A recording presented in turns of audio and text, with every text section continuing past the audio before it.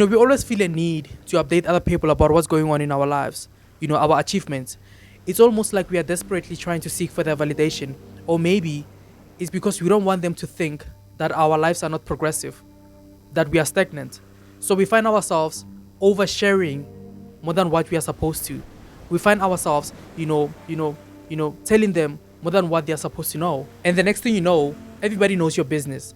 And they are also in your business because you invited them.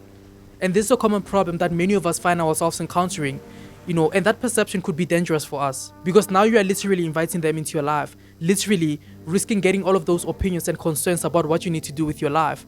And you won't blame them because you are the one who invited them at the first place to come and be spectators in your life. So their opinions matters. And you see, there's a problem. So let's consider the story of Jonathan. You see, Jonathan was a drug addict, heavily influenced by the distractions that often comes to the world.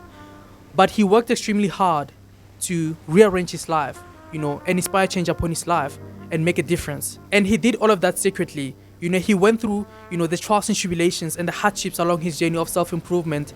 Everything was going smoothly. He was seeing so much progress in his life up until he decided to open up, about his journey. And that's when things took a drastic turn. He thought he was doing the right thing by sharing what was going on in his life. But little do he know that he was, literally inviting all the insidious opinions of others who don't even know none of the struggles that he went through to get where he is right now. Those horrible and, unpleasant feedback almost ruined his momentum, almost ruined what took him so much effort and determination to build. You see, ladies and gentlemen, it's so crucial for you to remain private, to fail in silence, to work in silence, and to improve in silence. And essentially, that will give you an opportunity to operate from a place of equanimity, without no unnecessary pressure, from people who act like they have it all figured out, in people's eyes, but, secretly failing massively behind closed doors. The point that I'm trying to make here is that it's so peaceful when nobody doesn't know what's going on in your life. And that will also prevent you from getting your plans destroyed.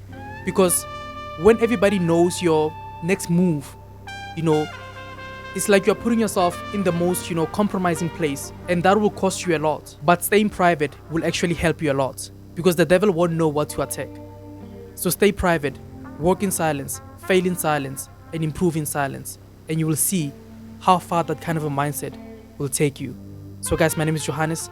Don't forget to like, share, comment, and subscribe. See you next time. Cheers.